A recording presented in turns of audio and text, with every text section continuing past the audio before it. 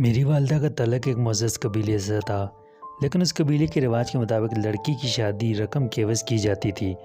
یہ ان دنوں کی بات ہے جب امی کی عمر 16 سال تھی اور وہ غیر شادی شدہ تھیں۔ ابو انجینئر تھے اور اپنے والدین کی اکلوتی اولاد تھے۔ ان کو ایک پہاڑی علاقے میں ٹھیکہ ملا جہاں میرے نانا جان کی رہائش گاہ تھی۔ والد صاحب دلکش شخصیت کے مالک اور قابل انجینئر تھے۔ جب اپنے کام کے سلسلے میں زمان خان یعنی میرے نانا سے ملے تو وہ اس نوجوان سے کافی متاثر ہوئے اور رہائش کے لیے اپنی اوطاق عطا کر دی۔ گھر آ کر انہوں نے بیوی کو کہا کہ اوطاق میں ایک قابل نوجوان آیا ہے، اس کے کھانے پینے کا بندوبست کرو۔ زمان خان اپنے علاقے کے سردار تھے۔ علاقے میں جتنے بھی مہمان باہر سے آتے تھے وہ ان کی ایسی ہی خاطر تواضع کرتے تھے اور ان کے رہنے سہنے کا انتظام بھی ان کے ذمہ ہوتا تھا۔ امی کا نام زرتاشا تھا۔ وہ ایک روز ہم جولیوں کے ساتھ کاریز سے پانی بھرنے گئیں۔ وہاں قریب ہی میرے ابو اپنے ساتھیوں کے ہمراہ کام کر رہے تھے۔ امی بہت خوبصورت اور نازک سی لڑکی تھیں۔ قبیلے کے سارے جوان رشتہ دار لڑکے میری والدہ کا رشتہ لینا چاہتے تھے۔ وہ اتنی خوبصورت تھی کہ ہر لڑکا ان کو اپنی دلہن بنانے کے خواب دیکھتا تھا۔ جب کنویں پر ابو نے ان کو دیکھا تو یہ نازک حسینہ بہت پسند آئی۔ یہ صورت اس نوجوان انجینئر کے دل میں سما گئی۔ ایک جھلک نے ان کے دل کا چین چھین لیا تھا۔ آرزو ہوئی اے کاش اس لڑکی کو شریک حیات بنا سکتا۔ ابو کے پاس روپے پیسے کی کوئی کمی نہ تھی، مگر والدین ان کی شادی اپنے رشتہ داروں میں کرنا چاہتے تھے۔ ایک قبائلی لڑکی کو بہو بنانے پر یقیناً ان کو اعتراض ہونا تھا۔ جب والدین کو راضی کرنا محال ہو تو پھر رشتہ طلب کرنا کس قدر مشکل ہوتا ہے۔ والد صاحب نے کچھ دن سوچا۔ زرتاشا کی صورت دل پر جم گئی تھی۔ جب کسی صورت وہ اس کے خیال سے پیچھا نہ چھڑا سکے تو ڈرتے ڈرتے ایک روز زمان خان سے مدعا بیان کر دیا۔ نانا جان قبائلی ضرور تھے مگر تعلیم یافتہ لوگوں کی قدر کرتے تھے۔ ان کی بھی خواہش تھی کہ بیٹی کا رشتہ کسی تعلیم یافتہ شخص سے ہو۔ تبھی انہوں نے کچھ سوچ کر جواب دیا کہ رشتے کے لیے اپنے والدین کو ہمارے پاس لے کر آؤ۔ انہوں نے صاف بتا دیا کہ نہیں آ سکیں گے کیونکہ وہ میری شادی اپنوں میں کرنا چاہتے ہیں۔ تاہم یقین جانیں میں برا انسان نہیں ہوں، آپ کی ہر شرط ماننے کو تیار ہوں۔ آپ میرا نکاح اپنی بیٹی سے کر دیں، میں اس کو بہت خوش رکھوں گا اور رواج کے مطابق آپ جو کچھ کہیں گے حاضر کر دوں گا۔ زمان خان نے جواب دیا کہ ہمارے رواج کے مطابق نکاح کے وقت آپ کو 5 لاکھ روپے ادا کرنے ہوں گے۔ ابو نے اس مطالبے کو تسلیم کر لیا اور زرتاشا سے نکاح کر کے ان کو اپنے ساتھ شہر لے آئے۔ زرتاشا کے وہم و گمان میں نہ تھا کہ یوں اچانک قبائلی زندگی سے شہری زندگی مل جائے گی۔ تاہم جب ان کے والدین کو اس شادی کا علم ہوا تو وہ سخت برہم ہوئے۔ نہ صرف یہ کہ بہو کو قبول کرنے سے انکار کر دیا بلکہ بیٹے کو کہا کہ اس کو طلاق دے دو ورنہ ہم سے ناطہ ختم ہو جائے گا اور تم کو جائیداد سے بھی آگ کر دیا جائے گا۔ چاہے آپ مجھے جائیداد سے آگ کر دیں، میں بیوی کو ہرگز نہ چھوڑوں گا۔ وہ میری والدہ کو لے کر چلے گئے، کرائے پر گھر لے لیا اور اپنی زندگی کا آغاز نئے سرے سے اپنے بل بوتے پر کیا۔ امی جان ان سے بہت محبت کرتی تھیں، شوہر کا خیال رکھتیں۔ ابو بہت شریف اور رحم دل انسان تھے۔ دادی جان کے حصے میں جو جائیداد آئی وہ انہوں نے ابو کے نام کر دی۔ یہ جائیداد ہمارے کام آئی۔ ابو نے اس کو فروخت کر کے ہمارے لیے کوٹھی خرید لی اور ہم اچھی زندگی گزارنے لگے۔ والد صاحب کی آمدنی معقول تھی، کبھی مالی مسائل کا سامنا نہیں کرنا پڑا۔ ابو کو قلق تھا کہ ان کی بیوی پڑھی لکھی نہیں ہے۔ انہوں نے گھر پر استانی کا انتظام کر دیا اور پرائیویٹ میٹرک کرایا۔ اب انہوں نے سلیقہ سیکھ لیا تھا اور اعلیٰ طبقے کے گھرانوں میں میل جول رکھ سکتی تھیں۔ انہیں دیکھ کر کوئی نہیں کہہ سکتا تھا کہ یہ ان پڑھ پہاڑی لڑکی ہے۔ 10 سالوں میں امی نے 3 بچوں کو جنم دیا، تینوں لڑکیاں تھیں۔ اس کے بعد اولاد نرینہ نہ ہو سکی۔ ہم لوگ خوشحال زندگی گزار رہے تھے کہ اچانک ایک ایکسیڈنٹ نے ہماری ہنستی بستی زندگی میں آگ لگا دی۔ والد صاحب ہمارا بہت خیال رکھتے تھے، انہوں نے کبھی ہماری کوئی خواہش رد نہیں کی۔ بیوی پر وہ جان دیتے تھے، ہر وقت کہتے تھے زرتاشا تم جیسی 18 سال پہلی تھی آج بھی تمہارا وہی رنگ و روپ ہے، میں ضرور عمر رسیدہ ہو گیا ہوں۔ امی ہنس کر جواب دیتی آپ کمال کرتے ہیں، آپ جانے کیوں ایسا کہتے ہیں، حالانکہ آپ جوانوں سے زیادہ جوان لگتے ہیں۔ آپ کو تو ایک بال بھی سفید نہیں ہوا۔ لوگ کہتے اشرف کا کوئی بیٹا نہیں ہے۔ تب ابو اس بات کا برا مناتے کیونکہ وہ ہم بیٹیوں کو ہی بیٹے جانتے تھے اور ہم سے بہت پیار کرتے تھے۔ اکمل انکل والد صاحب کے گہرے دوست تھے، وہ بھی انجینئر تھے، ان کی بیوی کالج کی پرنسپل تھیں اور وہ ابو کے ساتھ پڑھتے تھے، جاب بھی ساتھ۔ ایک روز اکمل انکل نے ابو سے کہا، میرا بیٹا علی اب انجینئرنگ کر چکا ہے، میری خواہش ہے کہ تمہاری بیٹی عاتکہ کو بہو بنا کر ہم دوستی کے رشتے کو رشتہ داری میں بدل دیں۔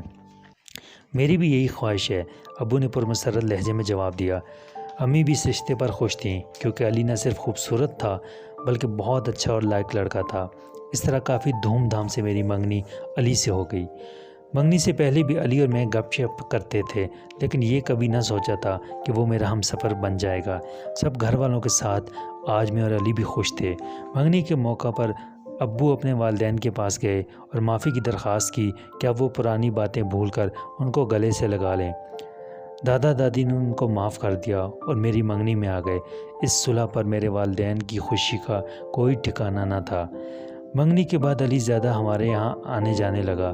ابو مجھے اس سے بات کرنے سے نہ روکتے، اکثر وہ مجھے گھمانے باہر بھی لے جاتا، میری بہنیں بھی ساتھ ہوتیں اور ہم ہنسی خوشی پر لطف وقت گزارتے۔ خدا جانے میری خوشیوں کو کس کی نظر لگ گئی کہ ایک روز ابو لاہور گئے تو واپسی میں ملتان کے پاس ان کی گاڑی کا ایک ٹرک کے ساتھ حادثہ ہو گیا۔ وہ شدید زخمی ہو گئے اور ان کی ایک ٹانگ بری طرح کچلی گئی اور سر میں شدید ضربات آئیں۔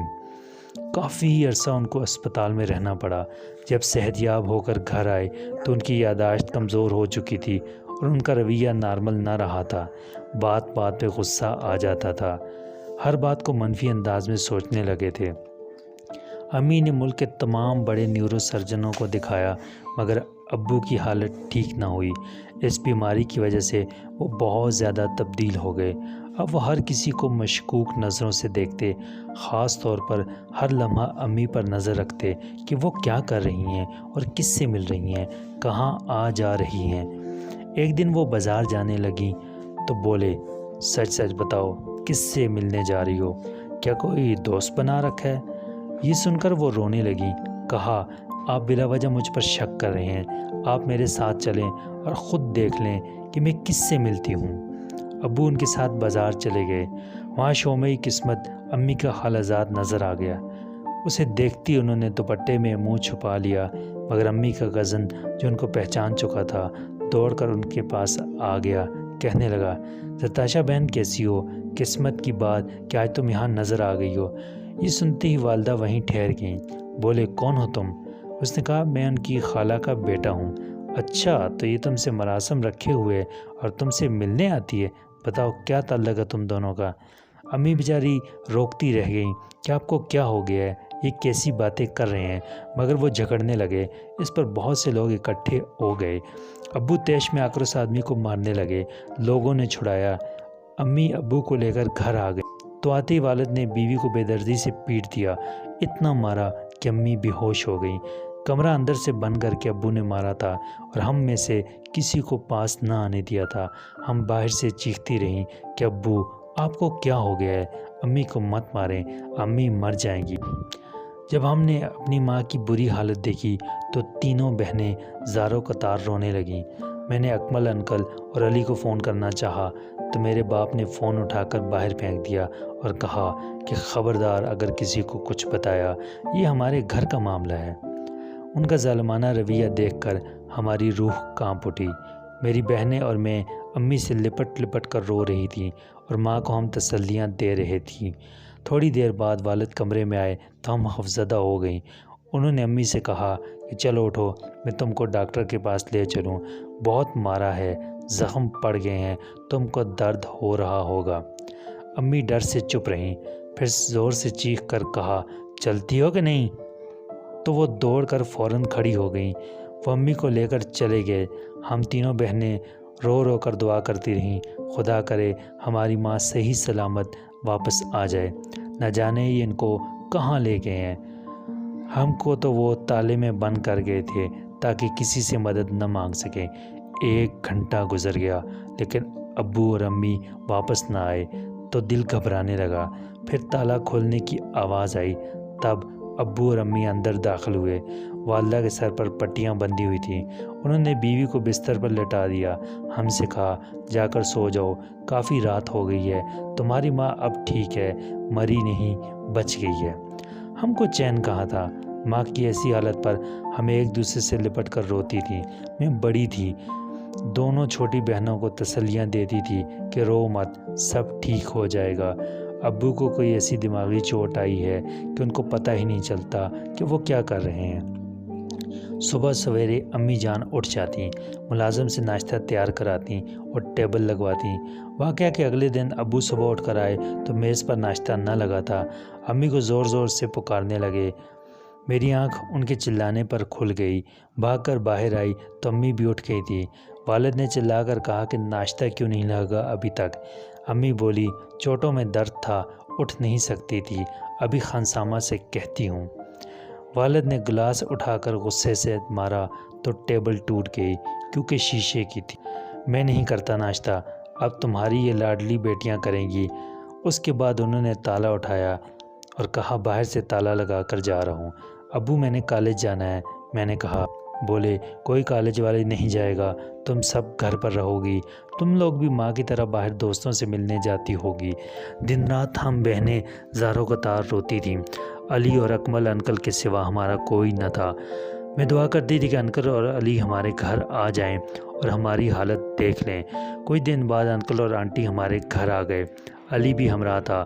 انہوں نے ابو سے کہا کہ کہاں گم ہو یار، کتنے دن سے فون کر رہا ہوں، تمہارا نمبر ہی بند ہے، فون خراب ہے کیا؟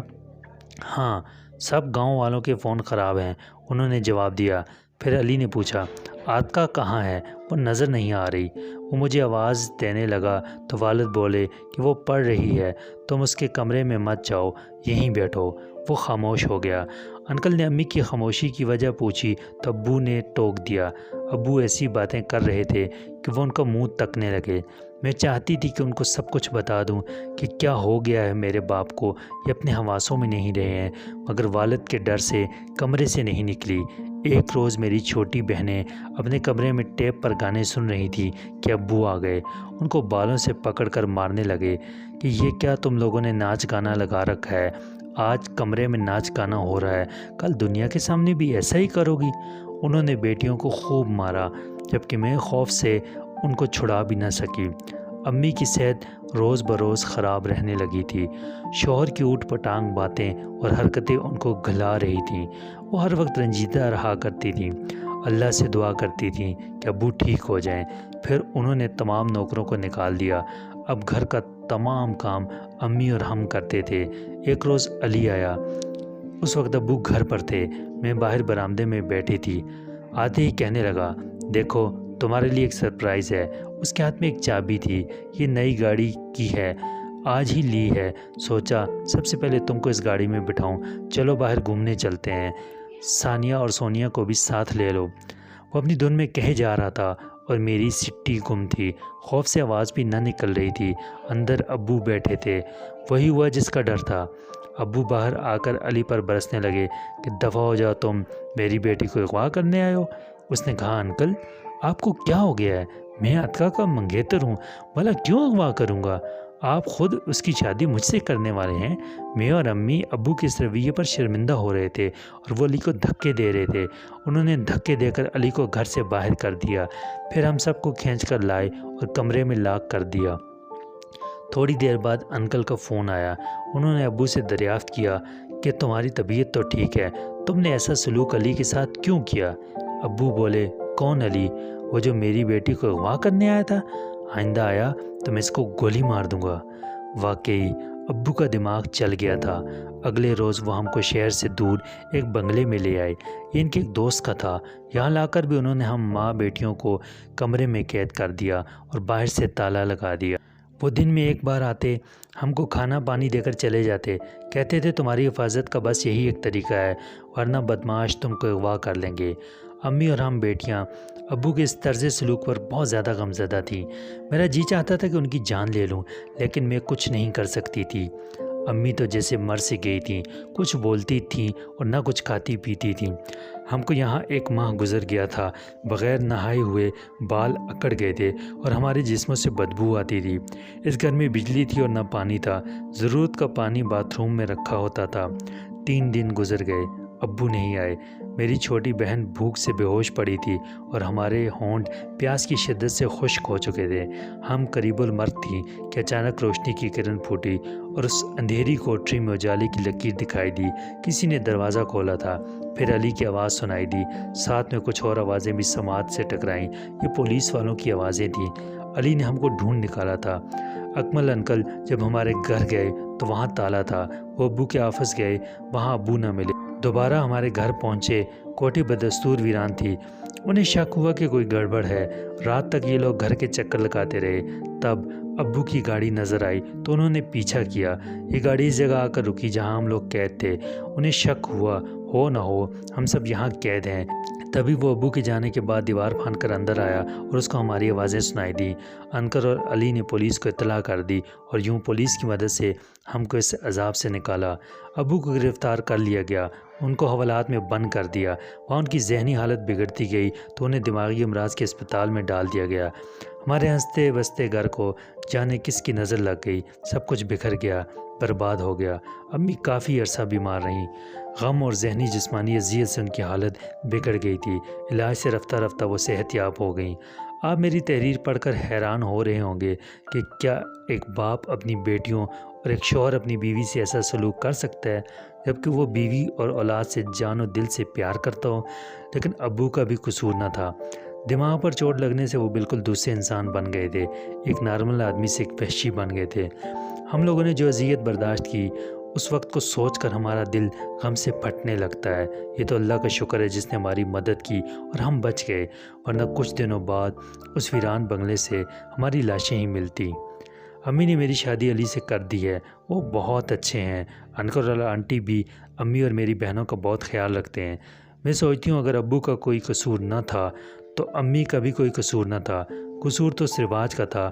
جب زمان خان نے رقم کے عوض بیٹی کا نکاح کر دیا، پھر خبر لی اور نہ بیٹی سے ناطہ رکھا، شاید اس رواج کی سزا ملی امی کو کہ ہمارے دودیال والوں نے بھی ہم کو ایک قبائلی عورت کی اولاد سمجھ کر چھوڑ دیا۔ یہ تو بھلا ہو علی کے والدین کا جنہوں نے ہماری خبر گیری کی اور میری بہنوں کی شادیاں بھی اچھے گھروں میں کروا دیں، ورنہ وہ کہاں جاتی۔ ابو کا انتقال ہو چکا ہے اور امی اب میرے پاس رہتی ہیں، میرے بچوں کے ساتھ رہ کر گویا ان کو نئی زندگی مل گئی ہے۔